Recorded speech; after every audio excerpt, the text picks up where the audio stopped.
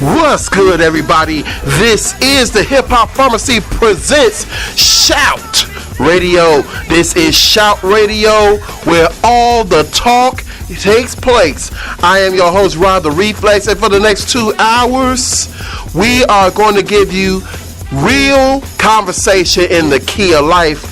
You can listen to Shout Radio on Mondays from 4 p.m. until 6 p.m. Central Standard Time, from 5 p.m. until 7 p.m.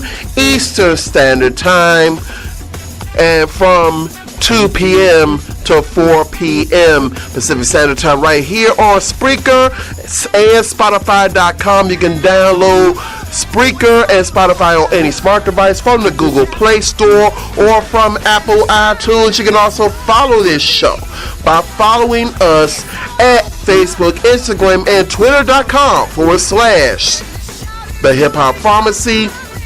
We are also available on Apple iTunes. You can download us and listen to this podcast on Apple iTunes. I am Rod the Reflex, and Shout Radio is all talk, it's all conversation, the way you requested it. We got to start this show off. I've been gone for a little while, but we got to start this show off, unfortunately, on a very sad note. On a very, very sad note, as one of my all-time favorite directors, one of your all-time favorite directors, the one and only John Singleton, was taken off of life support about roughly an hour ago, and he has passed away at the age of 51 years old. John Singleton was the youngest African-American director to win an Academy Award. He has done some of your favorite movies throughout the years, and not only has he done some of your favorite movies throughout the years, but he has also started the careers of quite a few of your favorite actors and actresses that are out there now. Ice Cube got his start with John Singleton, Taraji P. Henson, Tyrese. Quite a few actors and actresses have gotten their start with John Singleton. So I'm going to play this little excerpt from Entertainment Tonight in regards to John Singleton. We will be right with you. John Singleton passes away at the age of 51 years old. May he rest in peace. Director John Singleton has died. I got nominated for an Emmy. I guess I got to take this directing stuff seriously. E.T. can confirm that the Emmy and Oscar-nominated director was taken off of life support on Monday after suffering a stroke earlier on April 17th. The 51-year-old grew up in South Central LA and graduated from USC School of Cinematic Arts. Singleton became the youngest director and first African-American writer-director nominated for an Academy Award for his film debut, Boys in the Hood. South Central Los Angeles, a place where drugs, crime, and violence rule the streets. Just the fact that the film is really still relevant today, and I'm honored to have been a part of it, and it was really my graduate thesis script at USC, and they're part of history, and there's many more films to do now. It started my career.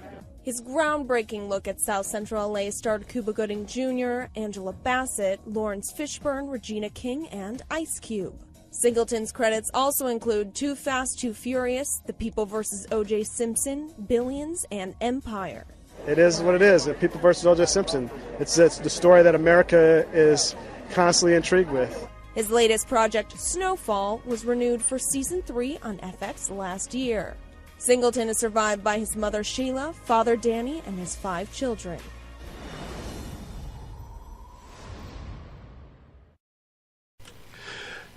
Yes, John Singleton was removed from life support at the age of 51 years old after suffering a stroke earlier this month. I take this kind of exceptionally hard. We have our guest in studio, recording artist, bottom 9 recording artist, Kurt Dempsey. Yo. Kurt Dempsey is in the building, and we're going to talk to him about his trajectory and his career coming up shortly. But I take exceptionally hard because for those of you who been following the Hip Hop Pharmacy and the various other shows that I've done on this network and on other networks, you're familiar with the fact that I make it very clear down from LA. Straight up. Specifically from South Central Los Angeles, which is exactly where John Singleton is from. And the pride that we as people from LA had when Boys in the Hood came out. When Boys in the Hood came out and we saw Ice Cube. Now, mind you, we know Ice Cube from CIA. We know him later from NWA, his single, and then his solo career. But for Ice Cube to transition into acting, that was his first transition into acting. You had Morris Chestnut in that movie. You had Cuba Gooding, Nia Long, a lot of people. Lawrence Fishburne. Yeah, a lot of people. Angela Bassett. Star-studded cast. It was a star-studded cast. Star-studded cast, by far. And we didn't know that Ice Cube would go on to be such a great actor and a director in his own right. And he got that start with John Singleton. Baby Boy, which was the first real acting position. That was the debut of Taraji P. Henson's career. Yeah. That was Tyrese's beginning of his acting career. Cuba Gooding Jr.'s brother, Omar Gooding Jr., who we knew from the sitcom Smart Guy, got his career from that. Snoop got his real taste of acting from off of that movie. And look at where Taraji and all those individuals are now, and would later work with John Singleton again on episodes of Empire. And then you have one of my favorite shows that I watch on FX now, which is Snowfall, which is about Los Angeles, about South Central specifically, and the beginnings and the rise of the cocaine era in the early 80s. We could go on about his career. I just want to give the people just a glimpse of his film, history and some of the stuff that he's done in his career in his very short 51 years that he's been with us.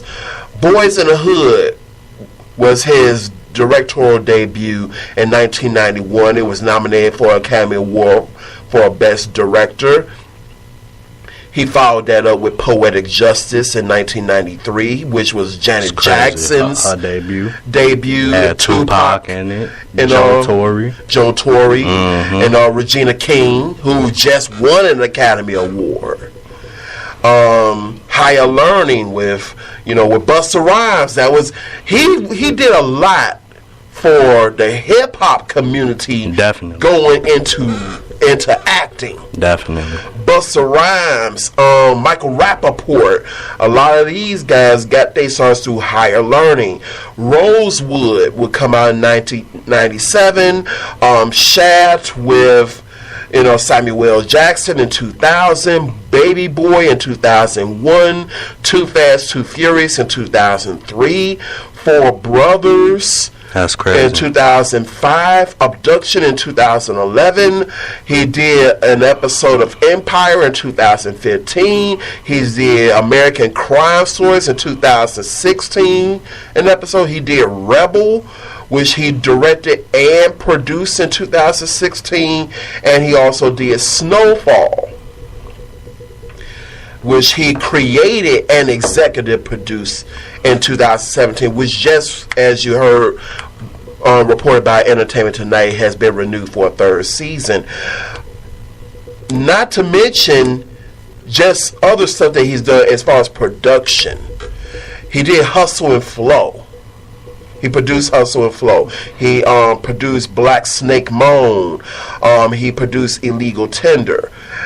When you think of screenwriting, he screenwrote Boys in the Hood, Poetic Justice, Higher Learning, Shaft, and Baby Boy. And as an actor, he actually appeared in a couple of movies. He was in the movie Badass in 2003, where he played the role of Detroit J. And he was in an episode of The Game, where he played himself in 2013 on the show The Game. He's going to be missed. He's going to be sorely, sorely missed. No doubt. Because when I think of black directors and producers, the list is slim to none. Very, very small, and it was much smaller then. But what I found so polarizing about John Singleton is that catalog that you just riddled off. Like when you think of some other people, and not a knock on them or anything like that, but like Tyler Perry, for example, a lot of his films are the Medea remakes or the spin-offs. This guy, John Singleton, created masterpieces, and they weren't like carbon copies or blueprints of anything else. He brought different things to the fold, and he brought different elements, and like you said, he ushered in so many different artists to become actors, and gave so many people their start. Right, he gave the platform. He gave them legitimacy. He gave them the platform, exactly. And in 91, mind you, with his debut with Boys in the Hood, in 91, you really only had Spike Lee. You had, John Singleton. The list of black people in Hollywood was very, very small. For sure. It was very small. And, I mean, you had, you can riddle off the black directors and screenwriters on one hand. Yeah, straight up. Now, here it is in 2019. Think of all the new black directors and screenwriters and producers that followed in his path coming down. You wouldn't have an Ava DuChovny now doing CBS, getting ready to do Redline. Right. You wouldn't have her doing that. You wouldn't even have Tyler Perry doing what he does. You wouldn't have, Jordan Peele doing what he does. For sure. These are all people who come after John You wouldn't have Marseille Martin. You wouldn't have, shows like The Chi being done. For sure. You wouldn't have shows of this caliber that speak on African American life on various different platforms. He showed the life of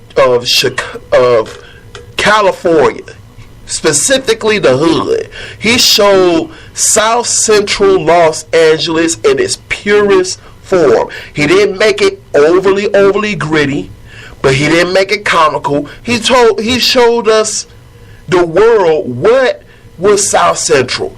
South Central was just another block, another neighborhood in Los Angeles that if you didn't live in South Central, you didn't live in LA, you wouldn't know about it.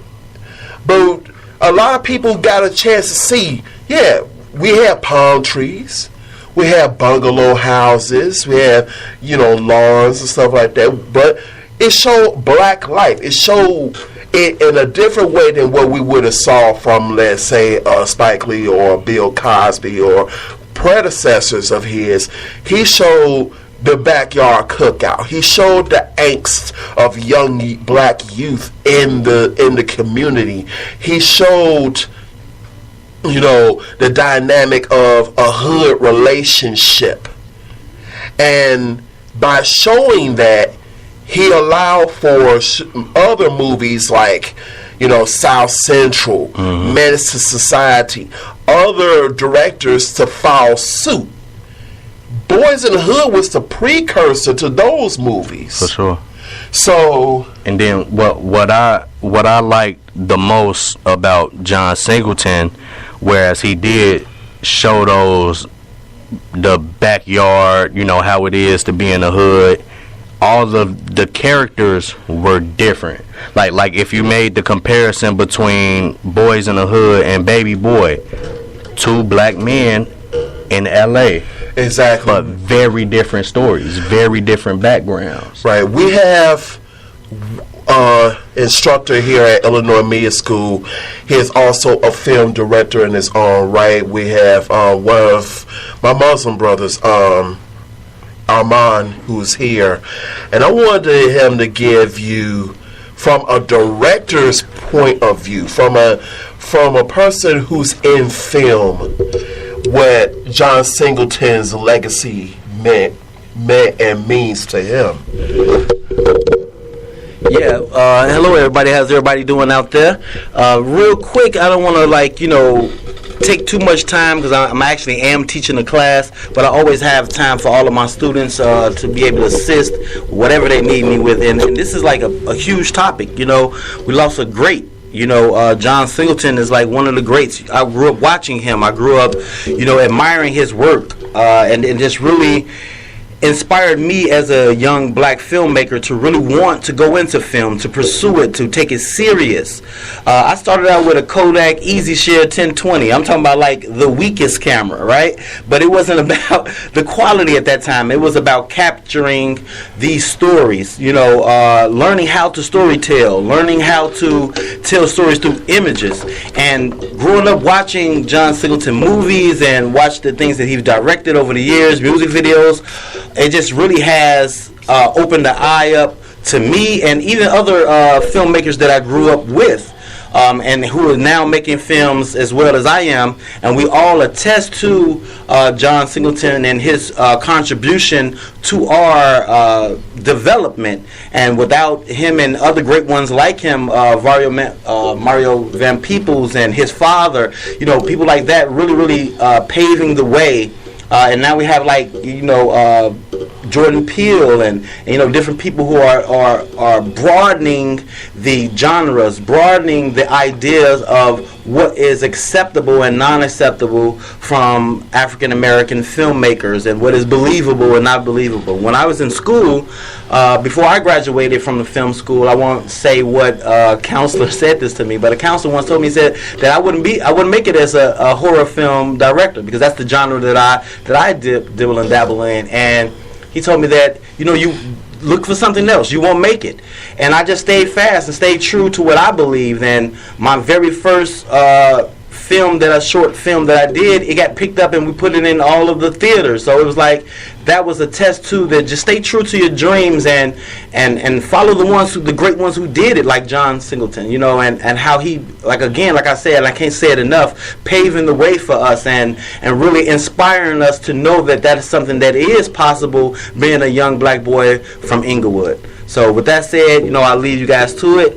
But shout outs to Rod, for having me on the show, and much love to the Singleton family, and may all the spirits be lifted in this very, very hard time.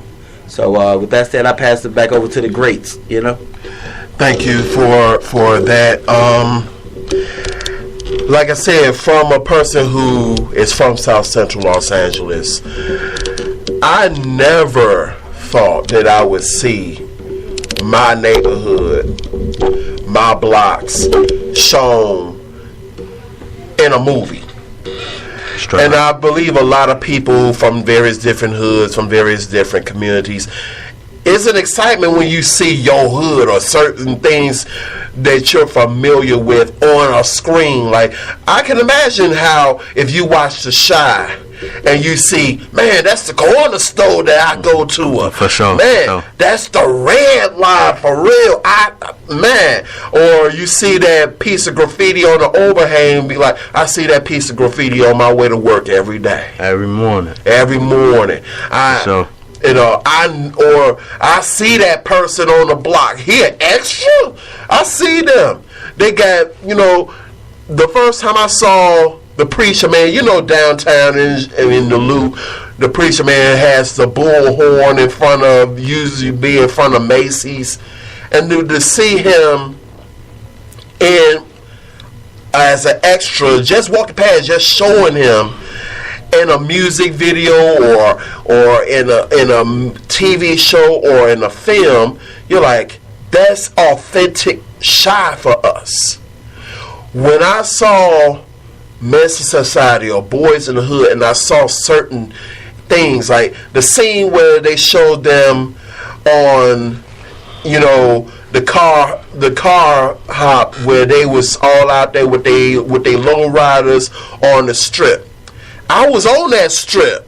I know where that strip is. I know how it physically looks when you're out there and you're like, man, it's a Friday night, it's summertime LA. Everybody's out there with they low riders, showing off their fresh wax jobs, their fresh paint jobs, hitting them switches. He painted that picture. When I saw, Poetic Justice, I didn't know what to expect from Janet Jackson as an actress. But then I saw her, and she was believable as the typical California, dare I say it, California hood rat. Straight up. And she acted that role, and I didn't think she could have that role considering this is Janet Jackson, but that's what she did. And when you looked at it, it was like, okay, she looks like what you would expect of the hood rat type female at that era. The big, braids, the big hoop earrings, the slang, the juju beads, the baggy jeans with her stomach out and everything, just tied up, working in a hair salon. We all know those characters. We all know that guy who he got him a decent job working at the post office, but he really still hood nigga like Pac was in that movie. That's right. We know the guy like Chicago, always brushing his ways, always got some negative shit to say. He's your boy, but at the same time, your boy ain't always right about his shit. And you're at that brink of like, can I still fuck with him like that? Because you're discovering shit about him that you really didn't really want to accept. We all have that. And then you fast forward to Snowfall, and you look at how he portrayed and how he took a black man who is actually from Europe. The star of Snowfall is a European. If you've ever heard him in interviews, he speaks with a very strong European accent. And for him to play that role of a South Central teenager, drop the European accent completely and sound like what a California teenager sound like, using the slang that I remember from 84, 85. Dressing the way we dress in 84, 85. He was able to paint a picture where you literally got transfixed into that era. You saw the members only jackets, you got fresh with the shell toes or the Chuck Taylors and the Jerry curl. That was 84, 85. And when you look at Snowfall, that's exactly what you see. And how the cocaine era got started. How in the block, people weren't, prior to that, we weren't selling coke. We was trying to make a little bit of money selling weed. We was trying to sell a little weed. Maybe somebody was selling a little bit of heroin on the side. Because heroin was like the drug prior. Right. And then the white boys up there in Hollywood and in Van Nuys and in those areas, they was dealing with powder. Powder was big amongst white folks at that time. And then someone came up with the concept of get that Pyrex and rock it up. Straight up. Who knew that beast would have such a dramatic effect on our communities?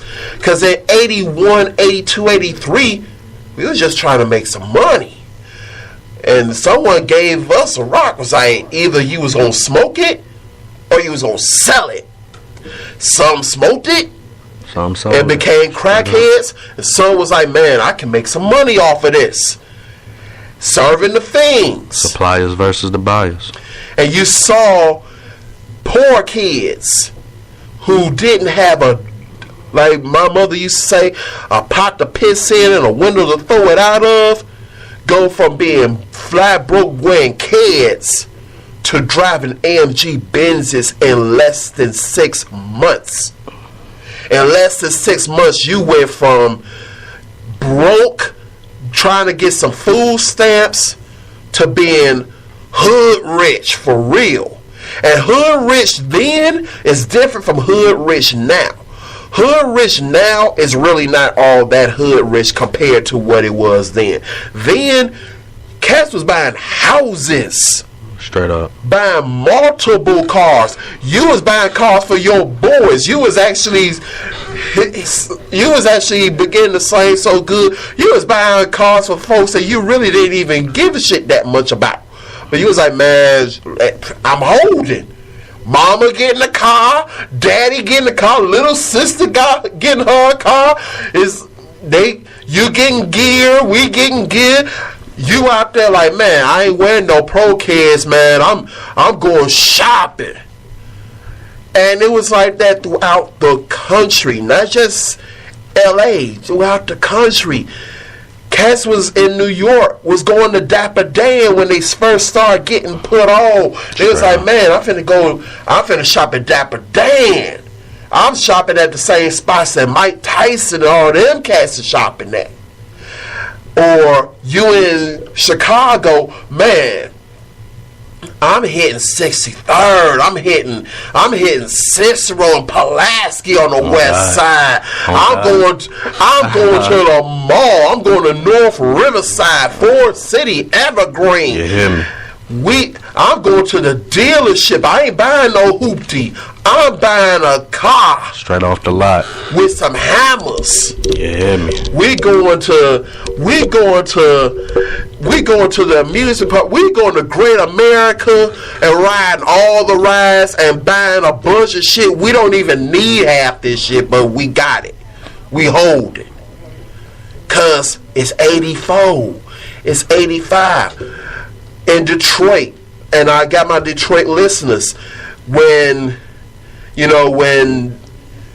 Cole and all that talked about the Boblo boat, I know where the Boblo boat and Boblo Island was, and I know how they was about that. You every weekend, look, summertime hit, you going to Boblo Island, riding them rides, doing your thing. People in Indiana, they going to Monticello. Shit, we going to Indiana Beach. Straight up. So he painted and as many others came after him. They paint the portrait of our lives for us to see and for those who don't live our lives to see. That we want the same things that you want. We want to be able to, we live normal lives. We do things wrong. We do things right. We have girlfriends and boyfriends. We have the barbecues and the cookout. Mama ain't on shit. Daddy ain't on shit. But we still love them anyway. but mama got her problems. You know, when Ricky got shot, we all felt that. We was like, man, Ricky, no, man. You was supposed to go on and go into the military. And you was supposed to make it out, man. And they shot Ricky. We felt that because we all knew a Ricky. Facts. So, what was your favorite moment from a Singleton film?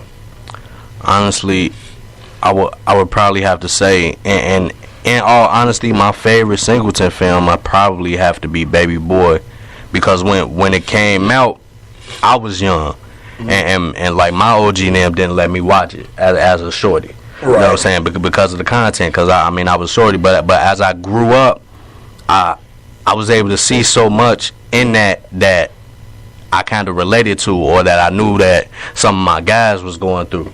And that was one of the things that, especially when you dip back into the other films, like I said, the comparison between, a Baby Boy and a Boys in the Hood. John Singleton, what was so masterful about him is that, like you said, he put on so many people in the community, in hip hop, and he showed our environment, he showed our backgrounds, and he showed how not every black person is what Hollywood likes to depict us as. You know what I'm saying? Not every one of us is the same. All of us is very different. But we all rep the same area. Exactly. When you saw Boys in the Hood and you saw, Baby Boy, it was vastly different from Higher Learning, because Higher Learning showed us in college. Straight up. You show Ice Cube with a fro in college, being the semi-militant brother. Straight up. You saw, Busta Rhymes in college. You saw, Lawrence Fishburne as a professor. And you saw all of these things that represented college life for African Americans. And then that's something else that I appreciate it, because like when you think about the Baby Boy, not Baby Boy, when you think about the Boys in the Hood, when Lawrence Fishburne was telling them about gentrification, that's something that we seeing happen right in front of our eyes. Right. Like think about it in Chicago. Like if you go into the Inglewood neighborhood, that shit look different. Exactly. When I first came, they got a Whole Foods out there. Right. When I first came to Chicago, it was very different. I remember going through the area where Kennedy King is now, and it was dilapidated in Inglewood. Cats was telling me, man, Inglewood is a hellhole. And I went over there, and it did look bad. It was, Kennedy King looked like, it was community college, but it looked old. It looked like it was worn. And 63rd and Halsted wasn't hitting on nothing at that time. And Cass was like, man, back in the 60s and 70s, 63rd was the spot. That was considered the black loop. It's like, you could have fucking fooled me. Right.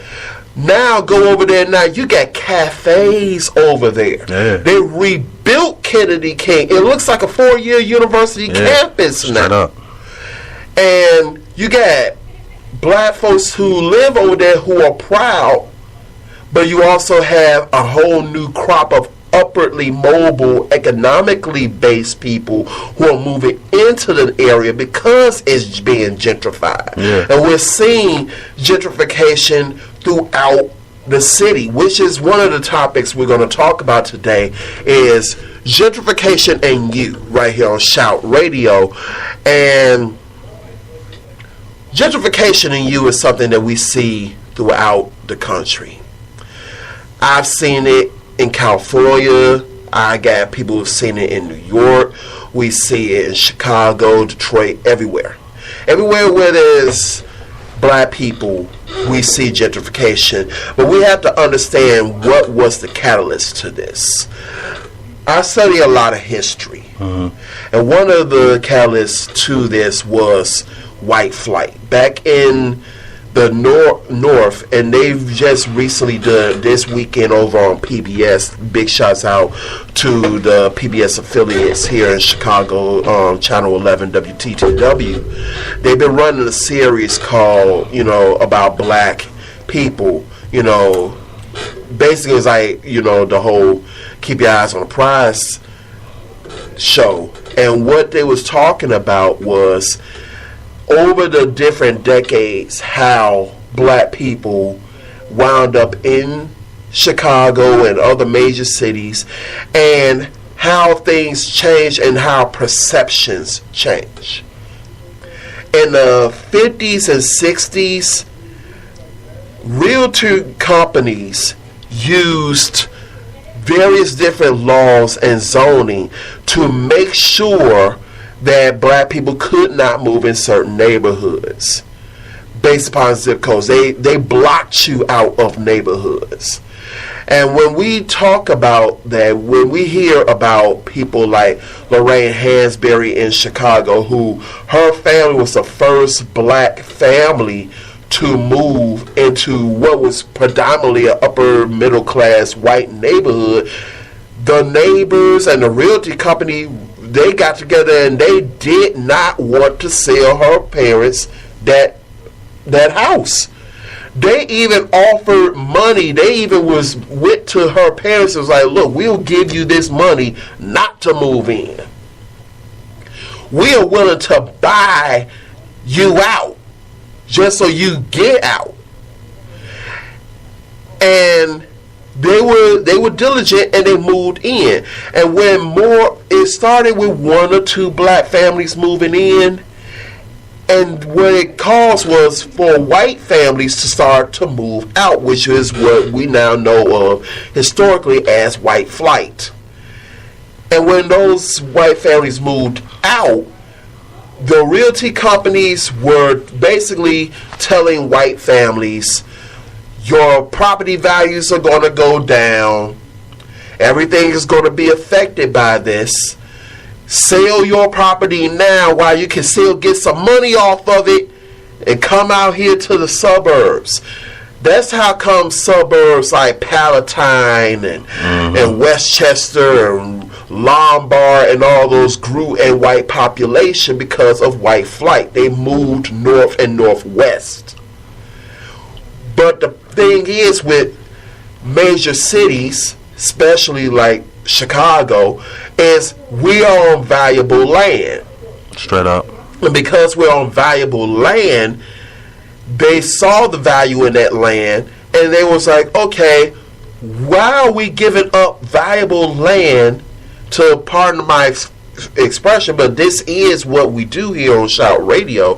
Why are we giving up valuable land to niggas? Straight up. Why are we doing this? Why are we leaving there? We should be pushing them out. That's our land. Even though it's not their land. But facts, yeah. I get what you're saying. So what they did was they allowed for CHA to go become dilapidated. They allow for us to tear up communities and to run down buildings that they owned, and the landlords did not come and do the necessary repairs to maintain the buildings. They allow for the property values and the neighborhoods to get to such a level where they was able to use different laws and different, programs such as tax increment financing in order to start what is now known as gentrification. Tax increment financing is a tool that was used in which they basically say, we're going to give you this neighborhood a particular amount of money that we believe the neighborhood will be valued at in roughly 10 to 20 years. Right. So they'll say in Inglewood or in Auburn Gresham, if we put $300-400 million into this neighborhood and new development, this is what the property value will be worth in this neighborhood come 2025. Straight so up. we're going to front that money now in tax incentives and in various increments of money to woo big businesses and big box stores into these neighborhoods. Once they do that, that changes the demographic to the neighborhood. We saw this in Austin when they first started building Walmarts and Targets and Costco's in what used to be strongly black stronghold neighborhoods. When they bring in these big box stores, obviously people need to shop at these big box stores. The next thing they do is they will bring in senior citizen facilities. This is all part of a very intricate plan. If you bring in senior citizen facilities, now you got to increase the amount of police in that neighborhood because the senior citizens are not going to feel safe in a neighborhood that's got too many people with a high crime rate. For sure. So that justifies police presence. Bringing in police presence, exactly. Now we had to build condos and we had to build mixed income housing. We also had to bring in charter schools. That changes the population as well because now you're bringing in charter schools to this area. The neighborhood kids that used to live in that neighborhood don't have the education or the test scores that's going to those charter schools. Exactly. So now they had to get pushed out. So you got to get moved out. Or we buy up all the property, which we owned it anyway, because when black people moved in, they moved in as renters. They didn't move in as owners. Right. So the kids of the original owners of those properties still own the property. So they're saying, okay, we're going to change this brownstone or this gray stone building, and we're going to convert it into condominiums. We're going to add a spiral staircase, hardwood floors, stainless steel appliances, and a fancy bathtub and some fixtures. And we're now going to label an apartment that used to be $700-800 a month into a condo that we can now list at $250,000. So you can't afford $250,000. You was struggling with the $800 a month. Right. So you had to move out. And then for the projects and for people who live in CHA, then when they started tearing down the projects, they opened up the Section 8 list. But also when they opened up that Section 8 list, they also had a inside plan with that, which they said, we'll open up the Section 8 list, but the list is kind of long for you to utilize your Section 8 voucher in the city of Chicago. However, if you use your Section 8 voucher in the suburbs, we will extradite the processing much faster. Right. That's what caused a lot of black people who were in the projects to get pushed out to Riverdale, Dalton. Shout out Riverdale. Moved out to Harvey. Country Club Hills, Harvey, all of that. Matson, and those far out suburbs. All of that. And once you move out there, we cut you off from the city. So now we got you out there, we're going to make it almost impossible for you to bring your butts back in. Facts. And the people who were living out there, the white folks who was living out there, we're going to bring more incentives for y'all to come back. Mm-hmm. So that's what switched. We started seeing the switch when we started seeing pace buses that used to be 24 hours get cut off at 12. Straight up. We started seeing, less cabs out there. We started seeing people moving out there, and they weren't able to get back into the city. Right. And they couldn't get on the Section 8 list in the city because they took their Section 8 housing in the suburbs. To the suburbs, exactly. What the north and the northwest suburbs saw was they were built on lowlands. Chicago was built on sand historically. Chicago is actually built on top of water. Right. The Chicago River actually, historically, was a lake. Mm-hmm. A lot of people may not be aware of that, but the Chicago River was actually a lake. And the city of Chicago is built on top of Lake Michigan and Lake Chicago, which ultimately became the Chicago River. And because it was built on that, and how you can tell it was built on that, if you go to any neighborhood and you dig far enough, you will hit sand, which was the sandbags that was used to build the landmass. So, and even the graveyard where we now know as a Millennium Park was a graveyard historically. So when they started to build Chicago was built on highland. So our sewer systems and how Chicago is built, we do not flood as easily as those north and northwestern suburbs like Maywood and Bellwood do. So when they go out there, they moved out there to these neighborhoods, and they moved out to these suburbs, and these suburbs, they built $3-4 million houses. These white people built these huge houses, but they were paying close to $10,000, $15,000 every April and May on flood insurance every time it's a rainy season. That adds up. No doubt. And then, but my thing that I kind of want to tie in with the whole gentrification thing and like the passing of John Singleton, even with the passing of Nipsey Hussle, right. You're starting to see a lot of our black leaders talk about buying a block back. Exactly. You know what I'm saying? And I think that might be key. And I think for a long time, like even if you date back to Boys in the Hood, where, like I said, Lawrence Fishburne was teaching them about gentrification, a lot of us associate gentrification with white people coming in to where we at and pushing us out.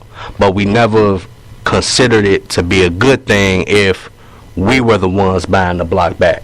Exactly. You know, like if we were the ones buying those apartment complexes, and if we were doing those things, and you're starting to see, you know, the trend in that kind of come into fruition, you know, and it's sad when you do see guys who have moved the needle like John Singleton, who have moved the needle like Nipsey Hussle, pass away.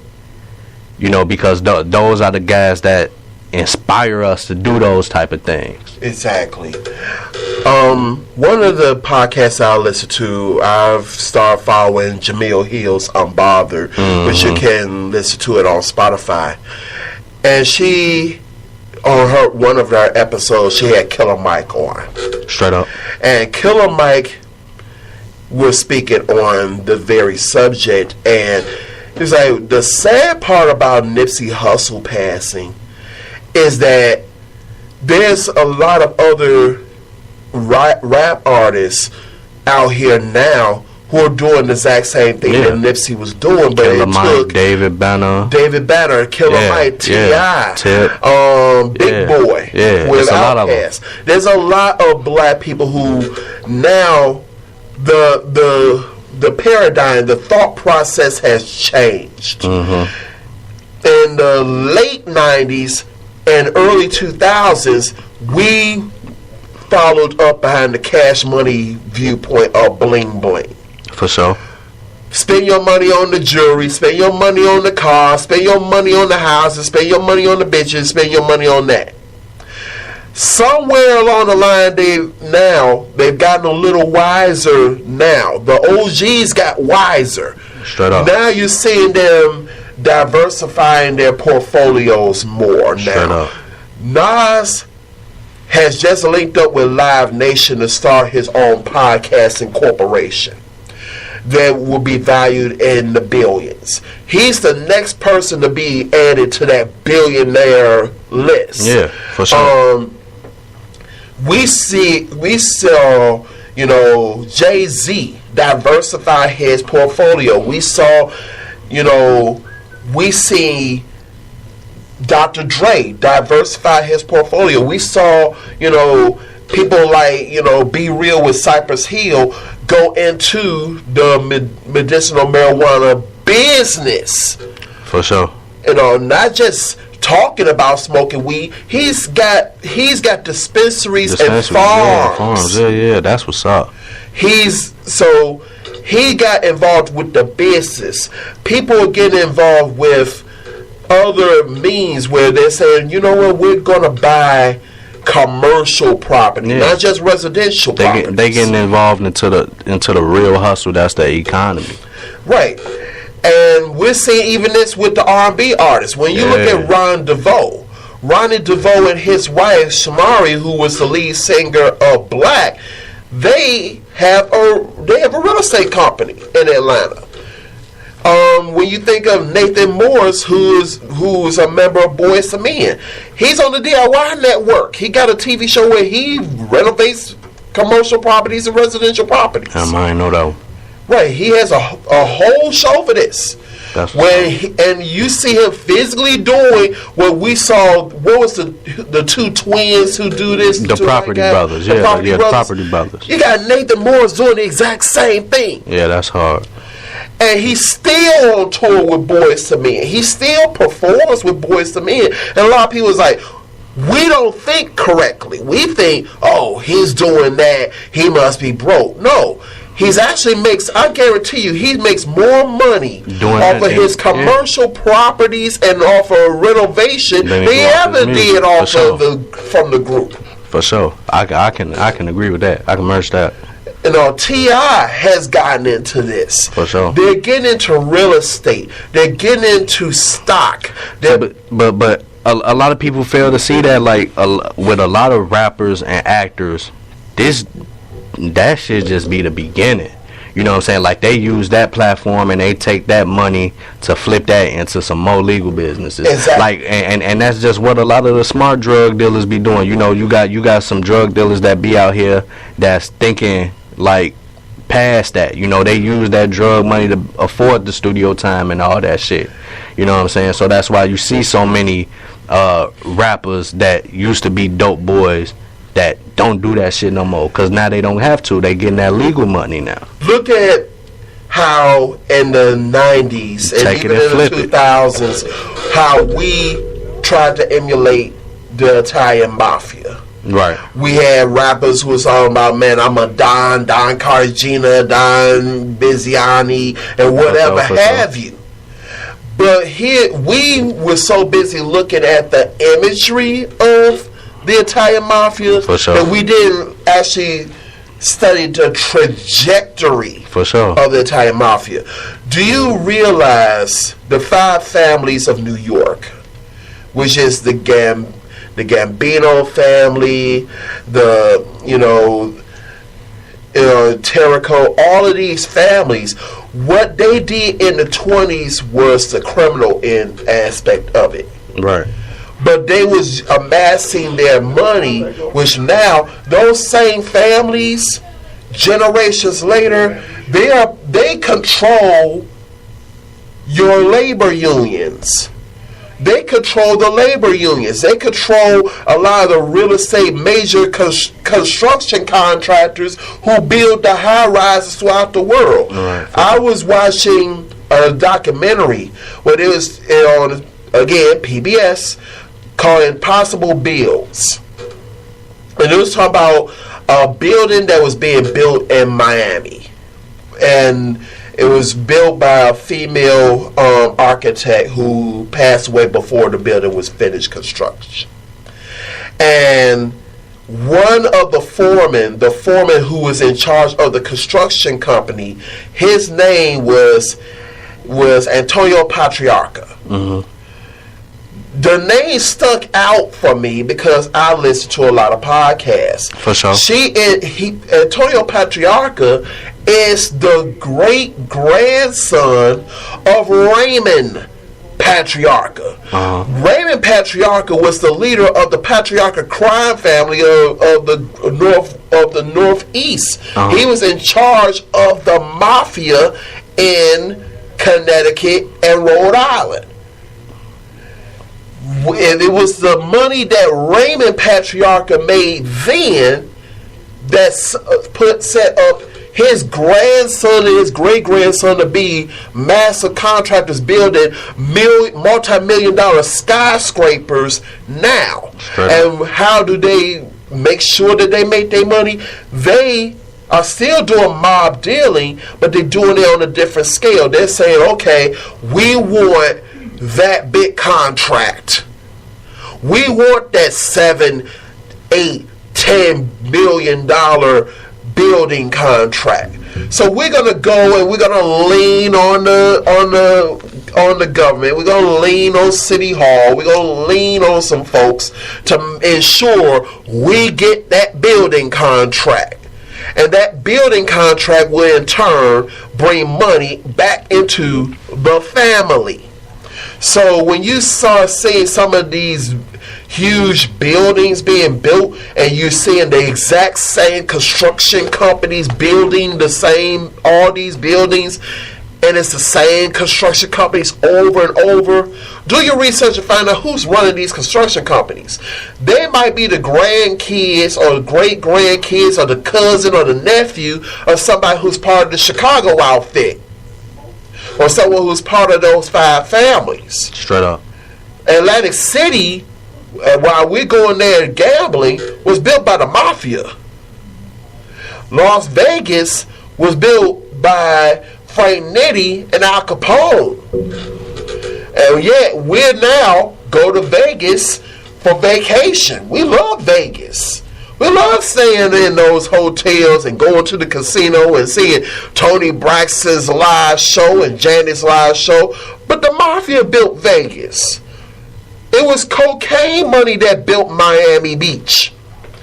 Griselda Blanco, and the Cocaine Cowboys built Miami. Miami was nothing more than a wasteland or retirement community prior to 1980s. They flipped dope cocaine money, Colombian drug money to build what we now turn into a major vacation tourism spot. We were so busy looking at the big cars and the chains and all that, we didn't think it's time to start creating a portfolio. Yeah. It's time for us to start taking this dope money, taking this block money, and let me launder the money. Let me put this money over here and say, you know what? You run Inglewood. I'm the head drug dealer out of Roseland. This guy got Austin. But look, let's get together and put our money together and get an equal partnership going. And let's start us a construction company and go to the city of Chicago and lean on some folks and be like, look, that new building y'all trying to build in Auburn Gresham, we want that contract. And we're going to get that contract. Right. Straight up. We're going to get that contract because we know the alderman. And we done talked to the alderman and the alderman's wife. And we all got an understanding now. We got a good understanding where the building will be built. And it will be built by our construction company. That's right. And that money then grows. And yeah, it's not threats is what made America America. Oh, for sure. It's the American motherfucking way. For sure. For sure. So this is Shout Radio. Let's talk about it. Let's talk about it. The industrial age, the world has been built off of wars. Yeah. The world has been built off of war.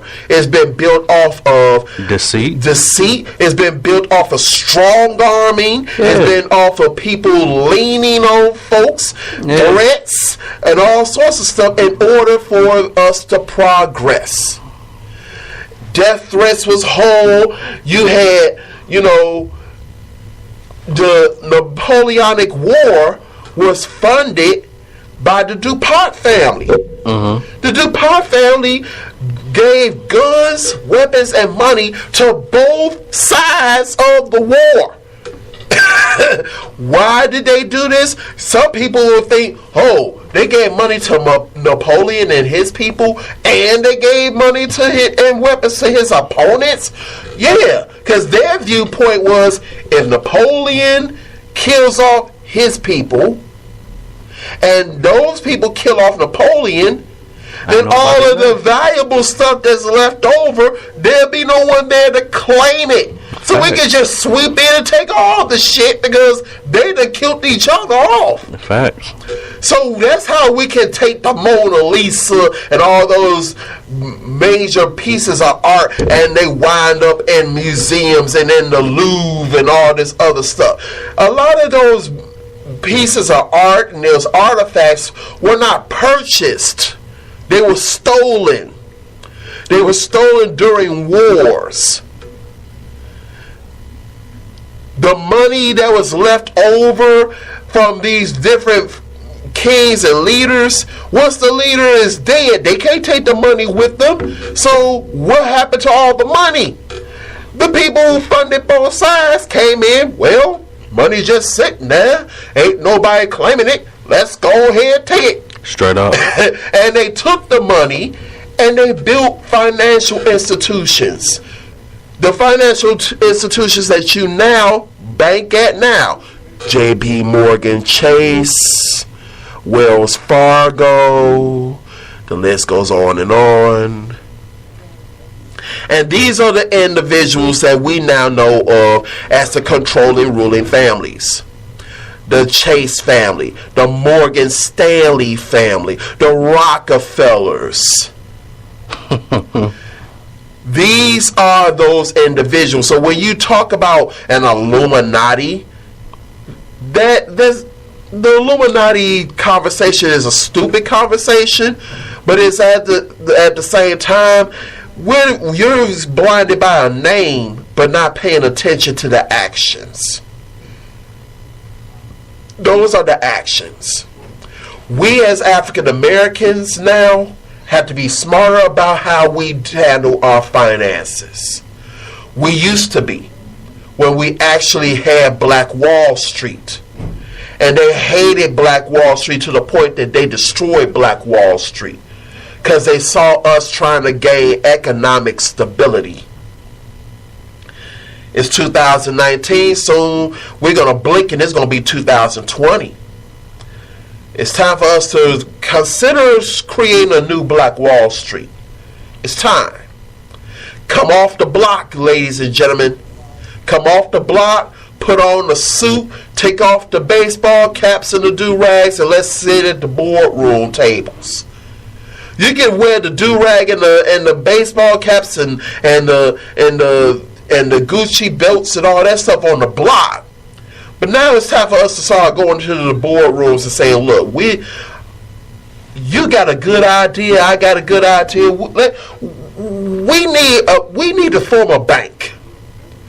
We need to start some savings and loans.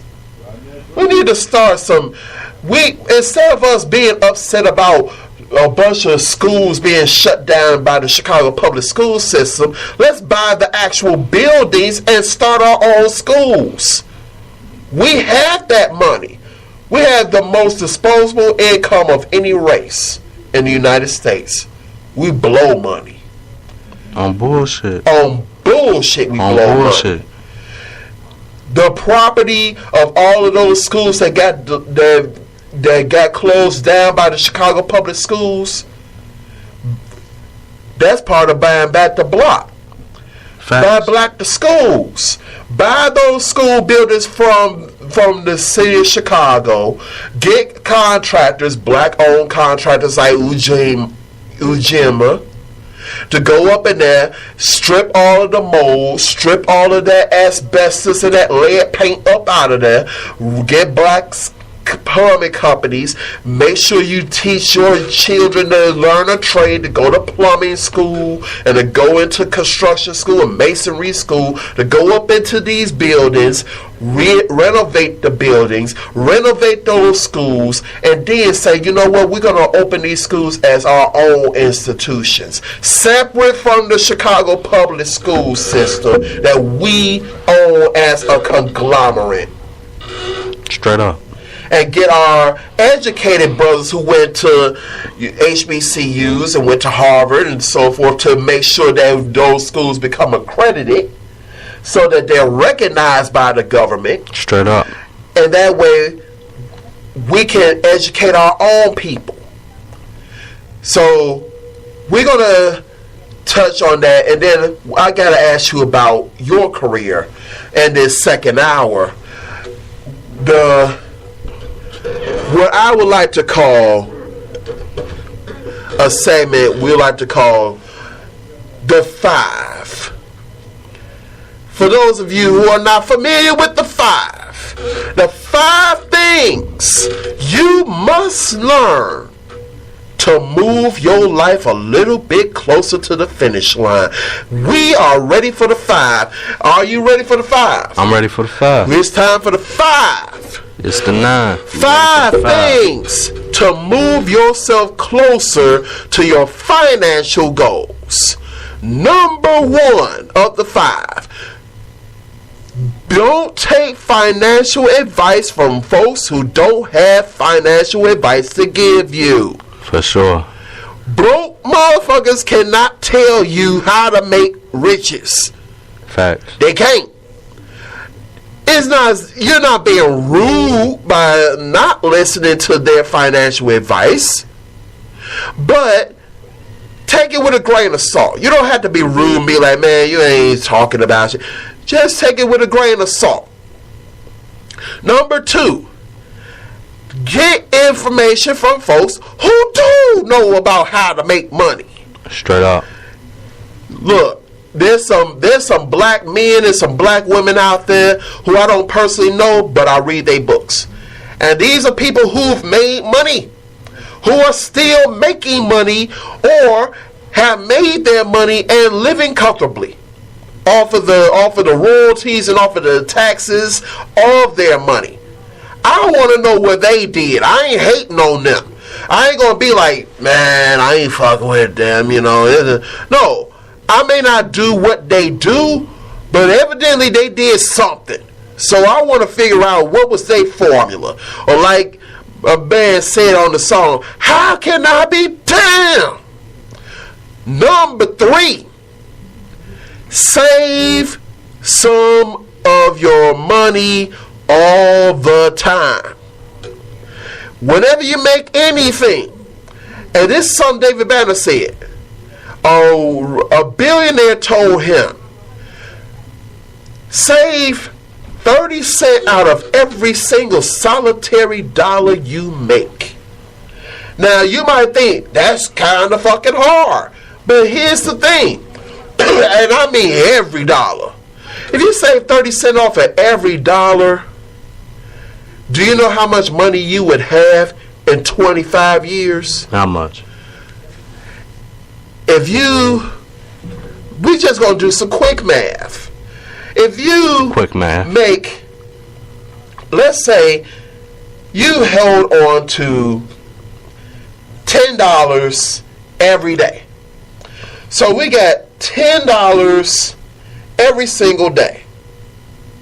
And you take 30 cents out of every one of those dollars, right? Right. So 30 cents off of each dollar is how? Be about $3 maybe. Right. So you're taking. So that's gonna be about roughly $3 every $10. Every $10 you make, you save $3. So if you take $3 a day, right, and multiply that by 365 days, you know at the end of 365 days, you got $1,000.95. Right, multiply. If you multiply that by 25 years, that's $27,375. Right. You can buy a car with that. Right. Now, if you take that $27,375, that was just 30 cents off of every dollar. If you take that 27 and you go on, you get you a financial planner, you get you somebody who is a certified, financial assistant, someone who knows how to deal with stocks, Roth IRAs, things of this nature, who can invest just half of that 27. Right.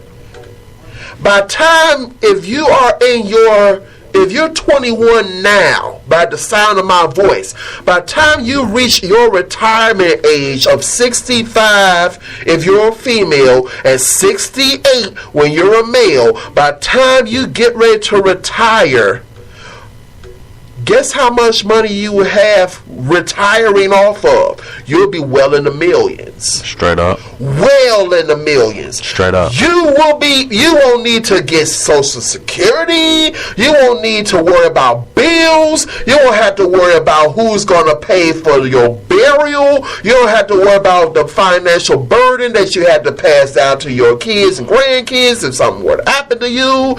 You can go to the hospital and pay for all your medications. Everything will be covered because you'll be sitting on at least $5 million. Right.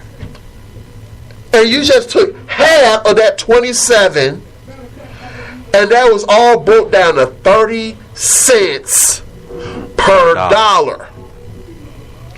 Save your money, people. Think about it. What in the hell can you buy with just 30 cents? So you don't need to just spend the whole dollar. I can buy something for 70 cents, but I can't buy none with 30. You can't even buy a pack of gum no more with 30 cents. Nah, you can't. But you can buy a bag of chips with the 70. So buy something with the 70 and keep the 30. Right? So if you buy something with the 70, keep the 30, put in your little piggy bank, or put it in the jar. 30 cents out the day out of every dollar that you come across, and I guarantee you, you will be nice.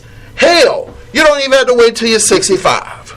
If you start at 21, by the time you hit 40, you will have at least $50,000. At least. $50,000 at least off of 30 cents a day.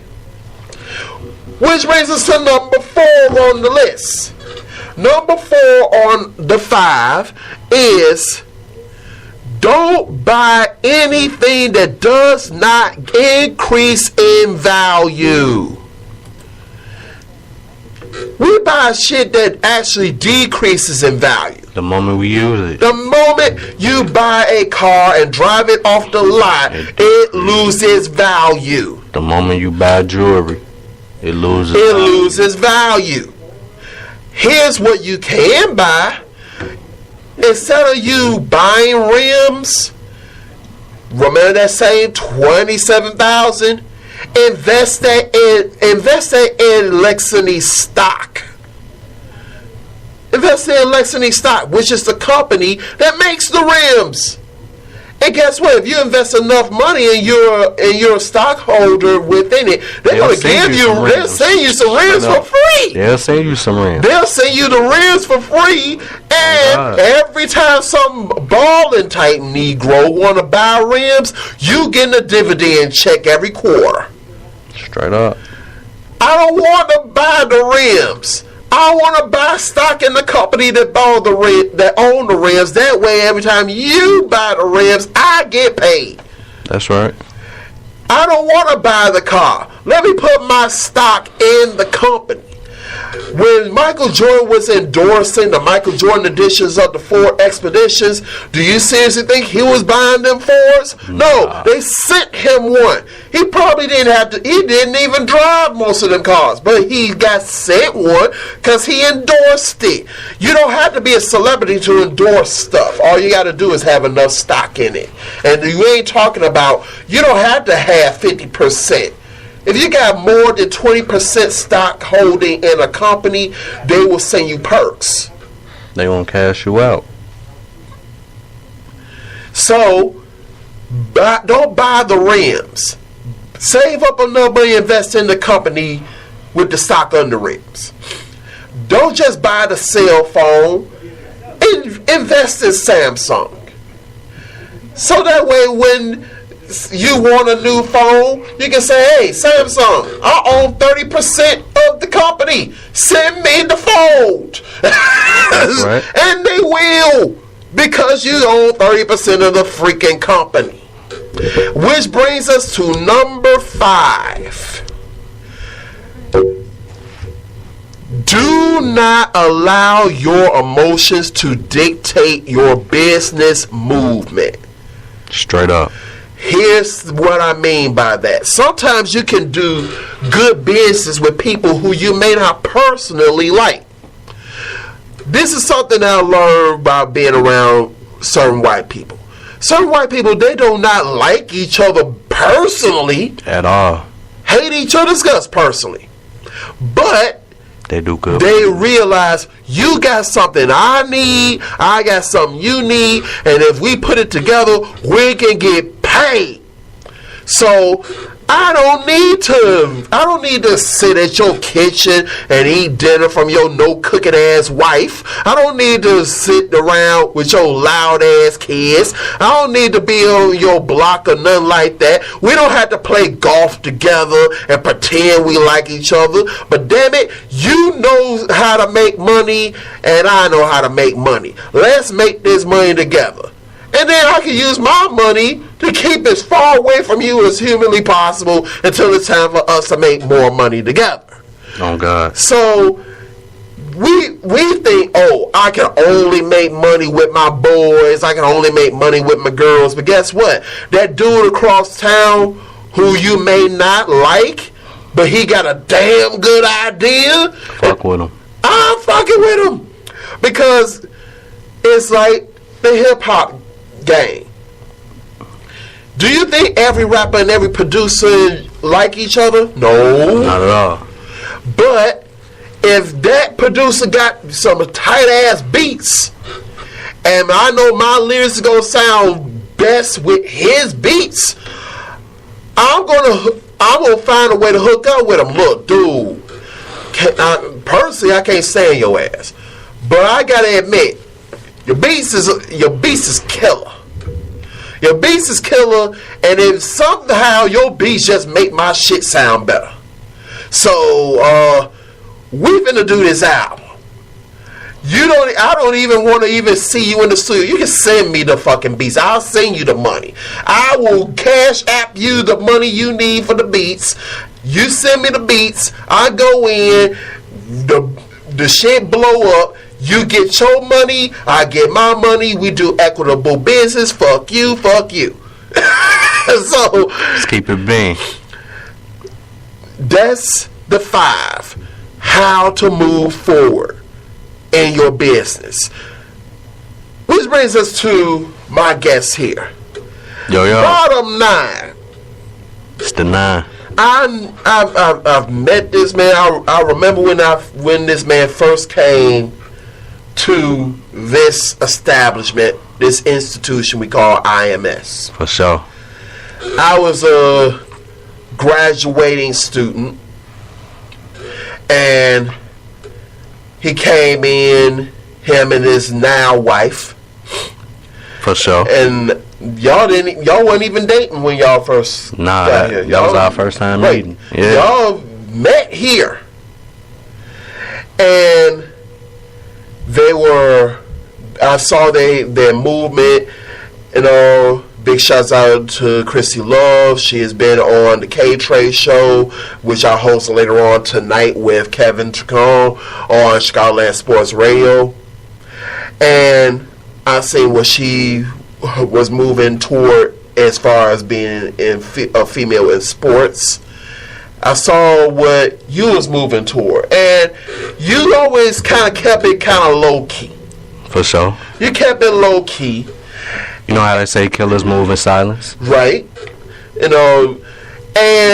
But I was eyeballing you, and I told you as much. I believe that I told you, look, I'm eyeballing you, and it was a case of, I remember me and you had a conversation, and it was something that I think I had to give you an understanding about something. I think it was a misunderstanding once and that was on me.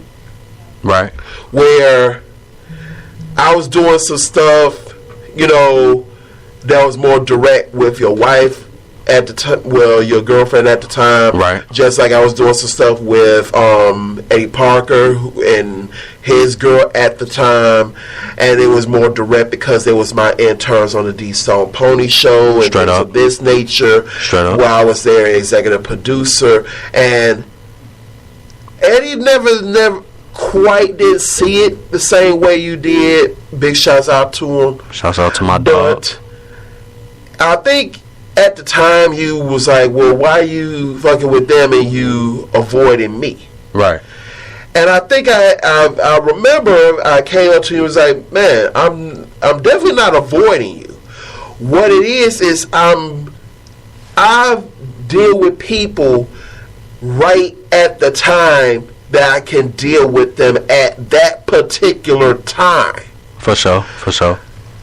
Just because I'm not dealing with you or have an opportunity with you right now does not mean I won't have one. Straight up. I'm just waiting for the right fit of where I can put my hand on your shoulder. I didn't see the D Stone Pony show in that trajectory right, for you. For me, like that wasn't for me. For sure. I saw that more for Chrissy. For sure. I saw that more for Tam, but which Tam excelled in and ultimately became the executive producer after me. For sure. With Eddie, I saw him going more toward, videography, which he ultimately did do. For sure. I saw something different in you. I saw something more on the lines of I wanted to sit back and wait for you to find your way. Once you found what it is that made your eyes open up, like, this is my shit. This is what I want to do. For sure. Then if it was any way I could interject within that and say, you know what, now he's excited about this. I may be able to help him in some capacity with it. Now I can help. For sure. And I appreciate it. So that brings us here. He is on this show as a recording artist. And you hit me up online. You was like, what type of music you play on the show. And normally on the Hip Hop Pharmacy, for those who follow the Hip Hop Pharmacy, I'm a nationally syndicated show. I play mainstream artists. I play artists who are signed to major labels and so forth. As opposed to my school counterparts, Chicago Land Sports Radio and Windy City Underground, they play more underground, unsigned artists. Right.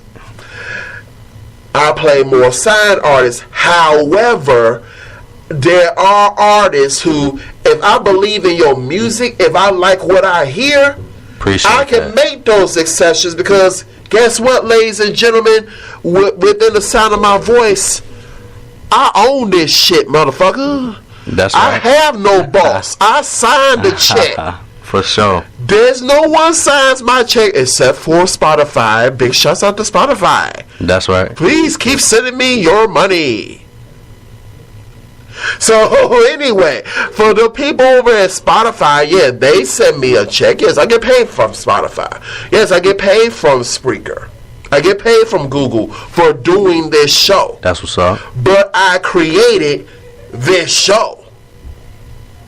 No one created the Hip Hop Pharmacy or any of its subsidiaries or the Metro Exchange Media Group but myself.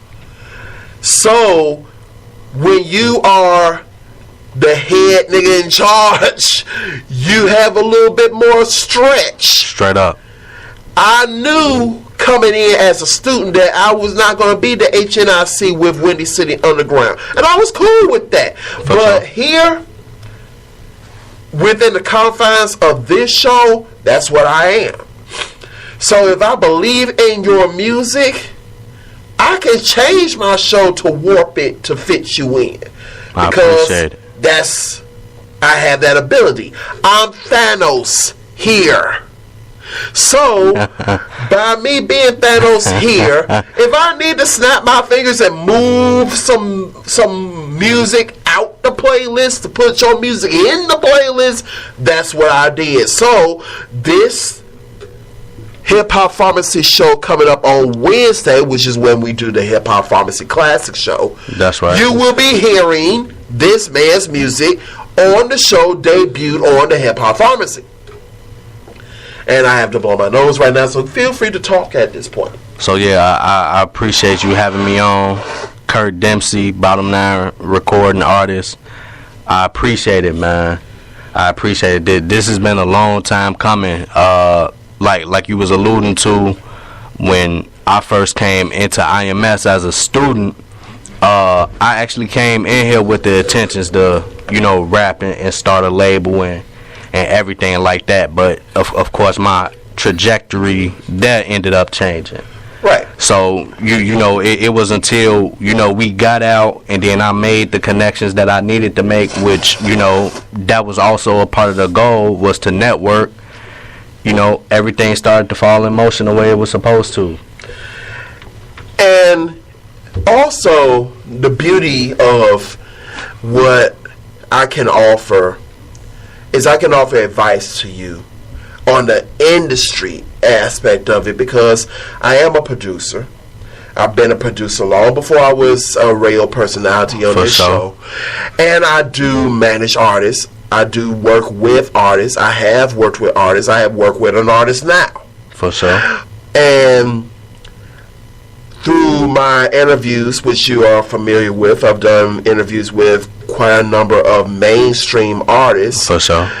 I've gotten a lot of direct advice and a lot of direct direction from people who have made soul platinum, who have, been in major motion pictures. For sure. I have interviewed the Brat, first female solo rap artist to go platinum. For sure.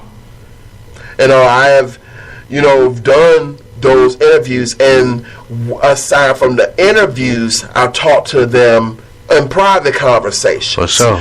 And as a producer, one thing that I've learned in my number of years on this earth, I ain't gonna go into how old I am. For sure. Just know I've been around. I'm Thanos.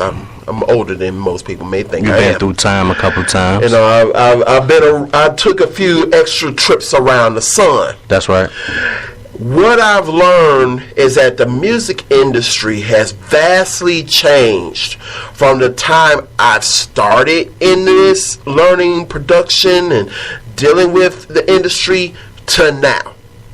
Some of these changes have been for the better. Some of the changes have been for the worst.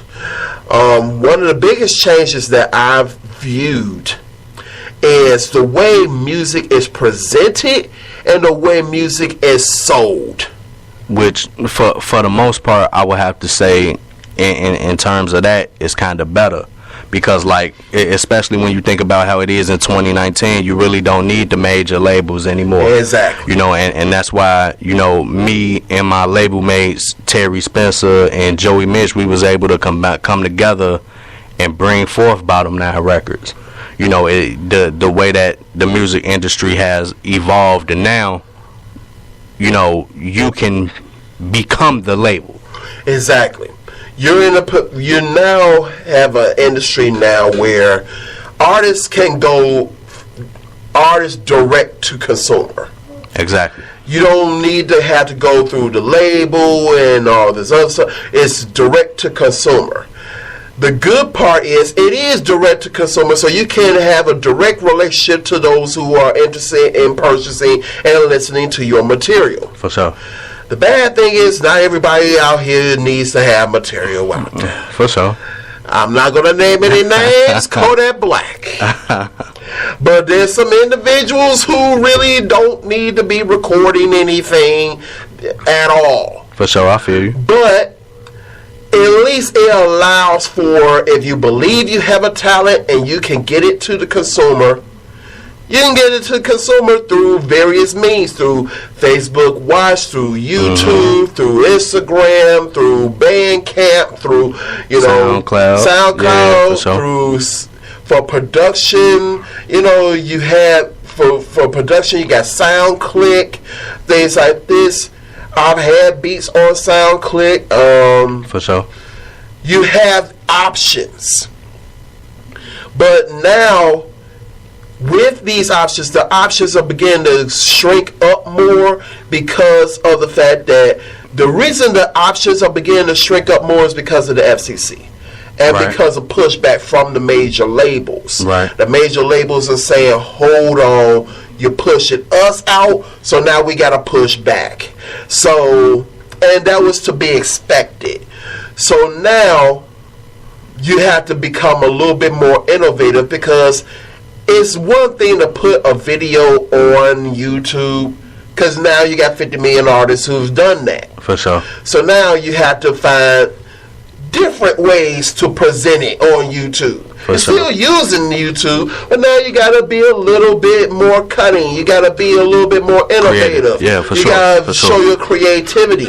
And that's what's going to separate the big boys from the little kids, is the level of creativity in your presentation. And I'm actually glad you brought that up, because in terms of creativity, I think that that's something that I myself, as well as my label mates at Bottom 9 Records, is bringing. For example, Joey Mitch, he has a video out called Stupid Dumb. And the video, from a visual aspect, it's ridiculous. It's something from the moment that it come on, it's crazy. You know, it's something that you don't see. You know, you got this guy running around in a giant cat suit on a park.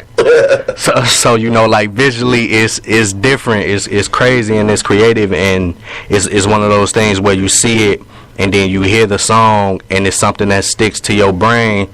It is definitely different than the norm, and that's something that each one of us as individuals bring to the table.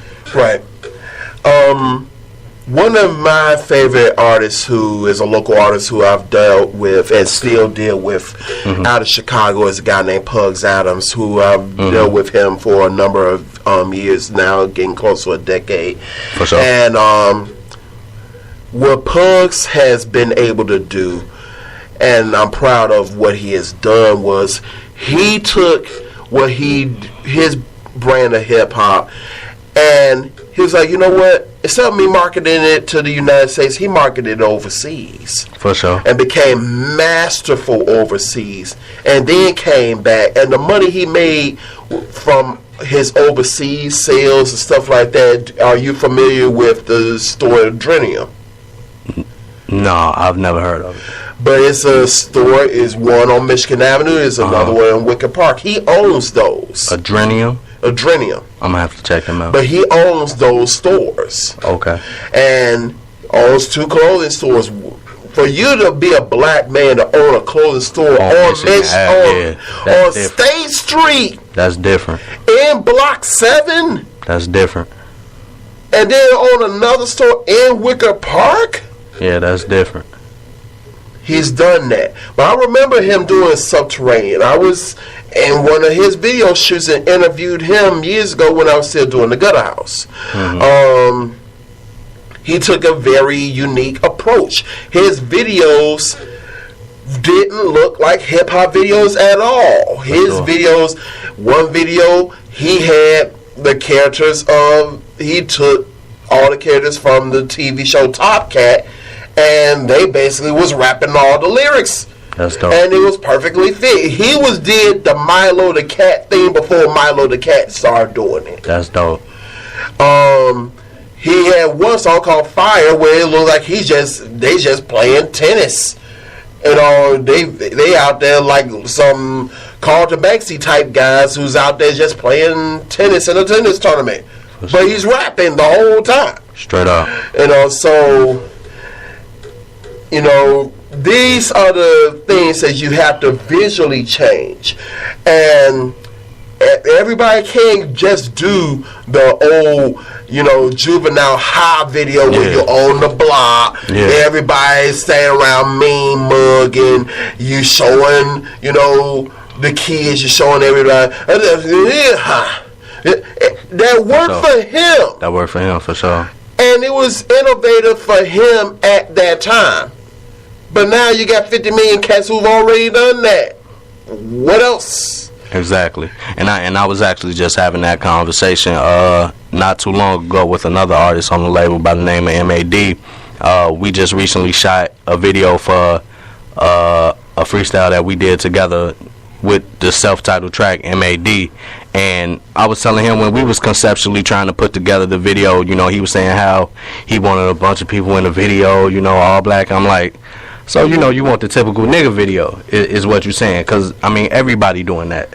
So you know it's at a point where, especially for Bottom 9 Records, I think all of us are trying to set ourselves apart, and we trying to bring something different. And then as a conglomerate, we move together, and you know, like, we'll be a unit. When you see the logo and all the videos, when you see us coming out with the merchandise and everything like that, and when you hear us dropping the music, you'll know that's Bottom 9 Records. But you can identify every artist.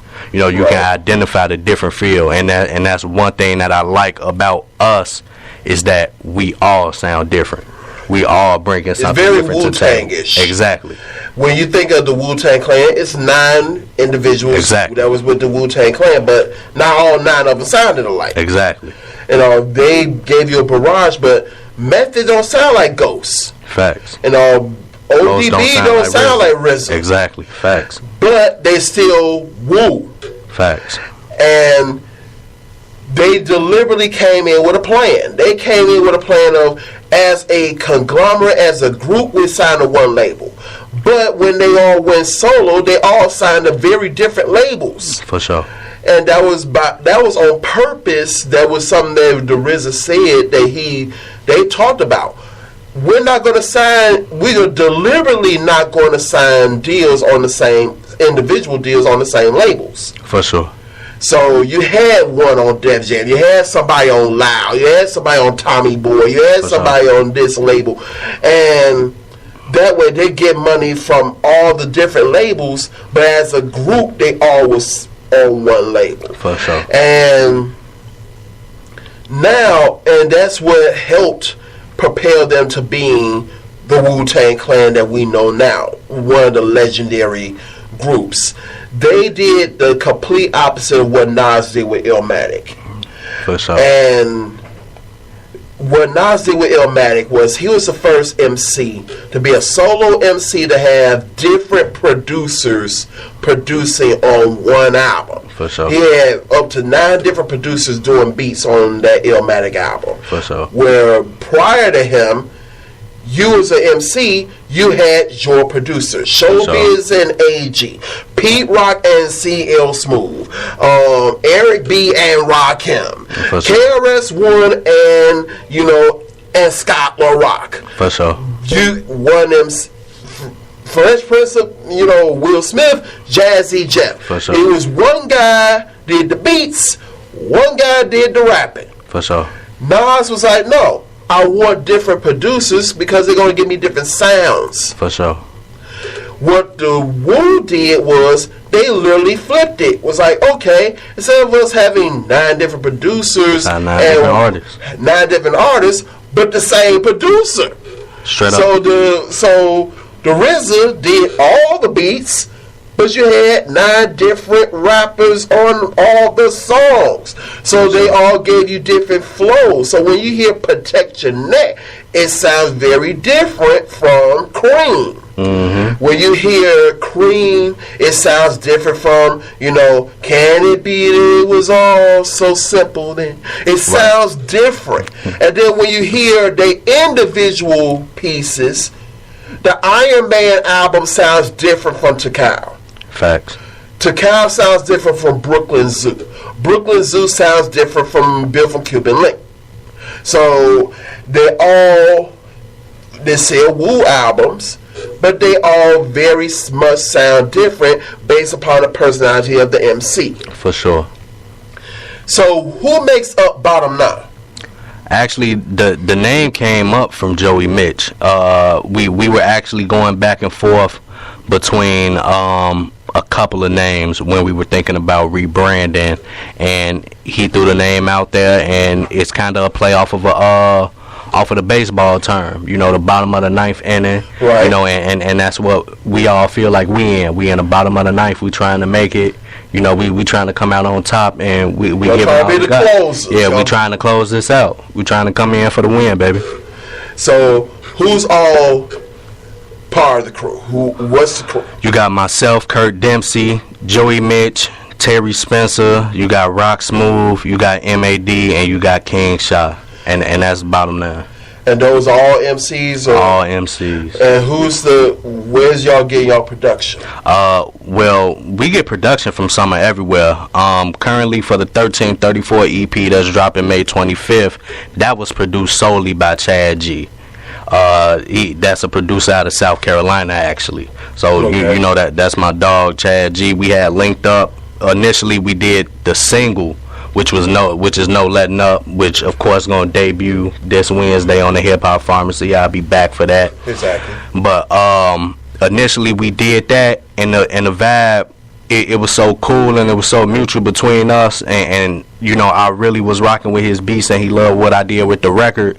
We just started vibing out, and then I kind of wanted to work with some other producers. Like, I had my eye on a couple producers in the city and things like that, but when it came down to it, it's just I was knocking things out the park with Chaz You Records. didn't call me, man. I would have gave For you sure, some beats. for sure. I know. You something. I'm already hip. I'm already hip. People don't know I'm nasty behind the. Hey, I'm already ready. I'm always ready. You want to send something my way? KurtDempseyBooking@gmail.com. I produced the beat to this show. That's right. This whole all over, which you didn't hear that intro, but I'm gonna play that intro. You're gonna play it back. But yeah. So when y'all got together, how did y'all all meet? By the way, We actually all met in high school. A couple of the guys actually, like for example, me and MAD, we go way back. That's one of my closest guys, little brother. So I kind of was raised with him. Terry Spencer, that he my brother like for 12 years. I've known this dude. Me and him done been through everything. Anything and everything imaginable. That's my brother. I'd do anything for him. In terms of Joey Mitch, met him through high school. We linked up on the rapping. He was always somebody whose pen I respected in high school. And then I reached out to him like, hey man, what you been on? We need to get together, for old time's sakes and do something. And then Rock, we was looking for an engineer, somebody in-house, somebody that can really make sure everything sounded professional, because there's a difference between being able to have a $500 microphone at your house, having Pro Tools, and not knowing how to work the shit. exactly. You know what I'm saying? Like, you can have all the A1 equipment, but if you don't know what the fuck you're doing, you're still gonna make Exactly. trash. So that's where Rock would come in, and King Shaw, that's my brother-in-law. That's my young boy. I've seen him doing shit since he was 16, and the talent is there. And I saw a lot of myself in him, because I remember when I was 16, 17 years old, me and Terry Spencer, we always wanted to have a label, and we actually dropped a mixtape together. And had we knew the business back then, we would be somewhere completely different. So I felt when I saw the talent in King Shaw with the music that he was producing out of his crib, it's like, man, I gotta teach you everything that I wish I knew at that time. So for all of us, it's pretty much just family. It ain't no stragglers. It's just somebody that it's a group that we came together, and it was time for us to do this because it made sense, and we all on the same page, and that's bottom line. That's cool. So who's next to come out with a project? I believe Joey Mitch is the one that's ready to come out with a project. I know he got I think he got his entire project put together, but prior to that, we want to do a launch party for the label. So we actually talking about putting together a bottom 9 mixtape. We don't have a name for it, but we was just recently in the studio recording freestyles, recording original material, and we finna end the year off with a bang to kind of put our stamp and put the game on notice.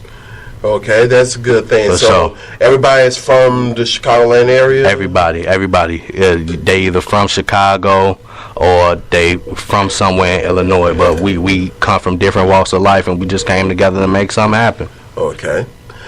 So like you said, we are going to be debuting the first track on the Hip Hop Pharmacy, the classic version of the Hip Hop Pharmacy, which is Wednesdays from 3 to 6 p.m. Central Standard Time. And for those of you who are just now tuning in, which I don't know why you would just now be tuning in, there has been some changes to our shows.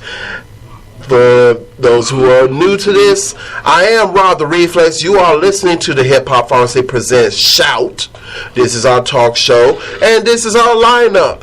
Every Monday from 4 to 6 p.m. Central Standard Time, it is the Hip Hop Pharmacy presents Shout.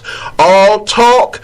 We bring you talk in the key of life, everything that you want to know, from technology to world events to what's going on your block. We discuss it right here on Shout. On Tuesdays, tune in tomorrow for Fresh Radio, all 80s and 90s golden age hip hop. That's what you getting. Get out your Adidas suit, your cardboard, and your boom box. We finna do the WAP. We finna do the Running Man. We going to go there. If you want to hear some Roxanne Shante, you want to hear some Onyx, you want to hear some MC Shan, the old school joints. Everything that made you go to the record store, the Tower Records, and buy a cassette or vinyl, we got it on Fresh Radio. You're gonna have to play Warm It Up Kane for me once. Oh, we've done that. Oh, we do that. I need some Big Daddy Kane. We play some rare stuff. We play CIA, early Q before NWA. Okay, let's talk about it. We go there. On Wednesdays from 3 to 6 p.m. is Classic Hip Hop Pharmacy, as you know it. The Hip Hop Pharmacy, that's 2000s to current day bars. We're not playing no weak stuff on the Hip Hop Pharmacy on Wednesdays. That's bars. We mess around with people like 3D Nati. We messing with Snow the Prada. We messing with Jada. We messing with them MCs that make you have to pull out dictionaries, thesauruses, and actually have to sit down like, he said what in the who, what, when? For sure. We gonna play Lupe, early Lupe. For sure. We gonna play the Lupe that make you be like, you know what, I'm mad that I didn't get enough education to understand that one. For sure. Those who what we play. And then on Thursday nights from 7 to 10 p.m. that's when my voice goes from here to here. As the Hip Hop Pharmacy presents Hypnotic Radio. Y'all, the lovers know about Hypnotic Radio. For Y'all sure. already know. I've been doing Hypnotic Radio for a while. All the slow jams. You see that velvety change in his voice? All the slow jams. You're going to get some Keith Sweat. You're going to get some Isley Brothers. That's right. You're going to get some spoken word thrown in there. Big shouts out to my girl, Dana Gilmore. You're going to, from Def Poetry Jam, you're going to hear some of that. You're going to get some Jill Scott. You're going to find out the songs that Jill Scott was singing that made you think maybe she does know what to do with the lips. I mean, and a microphone. And a microphone. That's right. That's the show you listen to with your man, with your woman, with that group. We don't discriminate here. Some of y'all are into group play. Hey, if that's what you're into, we got the soundtrack for you.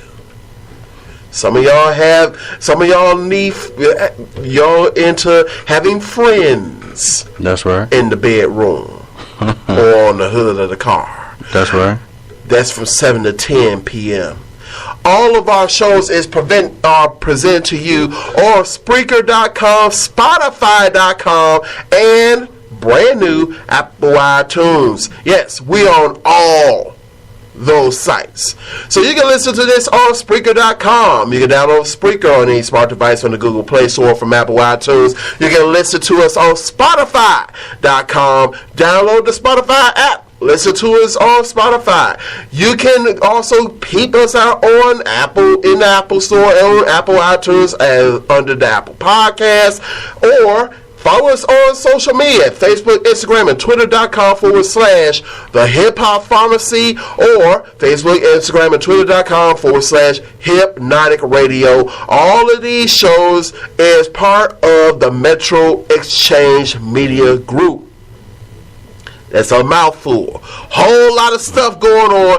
And those were just 4 of the lions. The 5th lion is coming very, very soon. It will not be on this network. But we have been in talks. We're taking the 5th show to another network. And it is some big stuff happening over there. And we are literally 98, well, you can say 99% done with all of that. We're just waiting for the month to switch. But I will give you a hint without telling you where we're going. For those of you who are familiar with Windy City Underground, some of you are familiar with a show that was on Windy City Underground called Sophisticated Ratchet. Okay. Hosted by Defina. That's right. Well, let's just say you might hear our shows on the same network for the first time ever. You will hear Sophisticated Ratchet on the same network with the new show, which will be known as the Hip Hop Pharmacy Presents Fahrenheit. That's all the name of that show is. Fahrenheit. Why? Because we bringing you straight up heat. There we go. Hosted by myself and DJ Triple J in studio, where we're going to give you just nothing but just, you can cook on that show. That's right. You can cook on that show. You don't need a stove.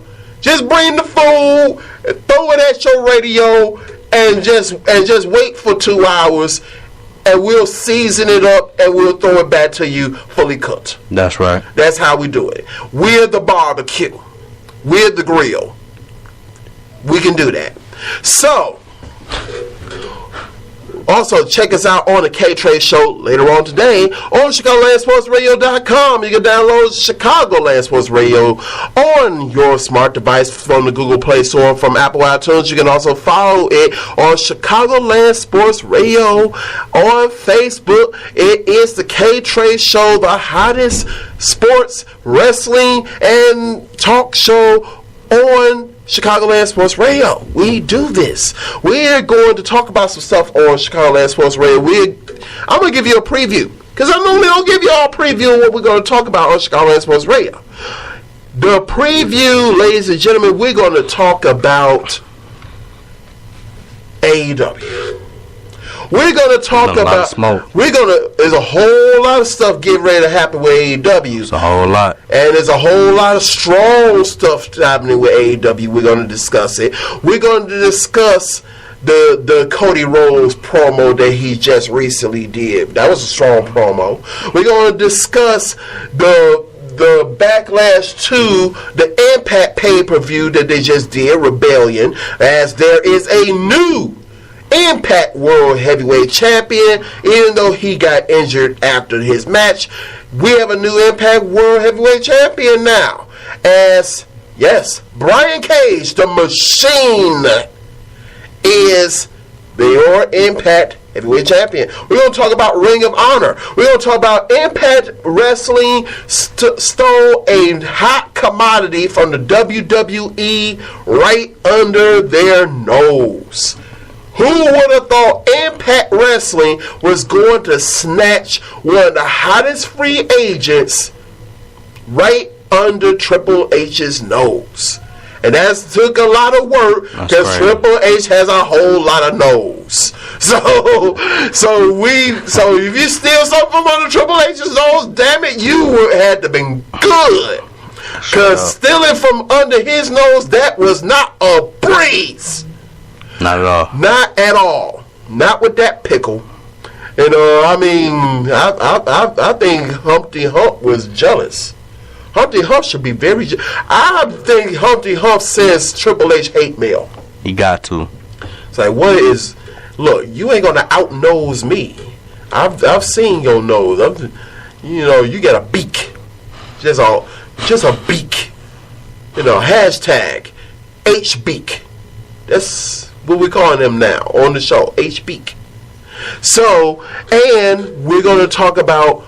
What does WWE have to do to prevent it from going down the way WCW went down? Because right now, it's not looking good for the WWE, and I'm going to break it down to you on the K-Trade Show based on actual numbers and some of the things that you might not have considered when it comes to that. We're going to talk about some baseball. We're going to talk about the NBA Finals. Playoffs, baby. We're talking about playoffs. We're talking about Kawhi. We're going to talk about Durant acting a fool. Durant acting a whole entire fool. You know, he showed both ass cheeks in that game. We're going to talk about Damian Lillard and the shot and the look. The shot heard around the world. The shot and the look, like, yeah, I'd have smashed your wife in your bed and videotaped it and sent it to your job. Damn. It's like, I'm that nigga. Damn. I smashed your wife in your bed and sent you the video to your job during your business meeting. Damn. And you seeing me shoot the nut. It's like, that's gangster to a whole nother level. That's different. That's the type of gangster that make you just walk out of your job and just walk down the street like Bruce Banner used to do at the end of The Incredible Hulk, just walking down the side of the road with that sad music. Damn. Dun dun dun dun dun dun dun dun. He had to do it. Why he got to get that shot off? Why did it have to go in? Why he had to look at the camera like that? He didn't have to look at the camera like that. That my soul is hurt. My whole. I'm reevaluating everything that I thought I knew about the NBA behind that one. We're gonna talk about. Where do you see roles going? Where will the roles be replanted? Some people want it to be replanted in Chicago. I'm going to tell you, I don't think he's going to land in Chicago, but I'm going to tell you where. I don't think he is neither. I'm going to tell you where I think he might land. All on the K-Trade Show. That's tonight, 7 to 9 p.m., ChicagolandSportsRadio.com. So, with that said, on this show, when we're in our, we actually got a couple of minutes, 2 minutes. Give us your social media. You can follow me everywhere at BNR_Demps.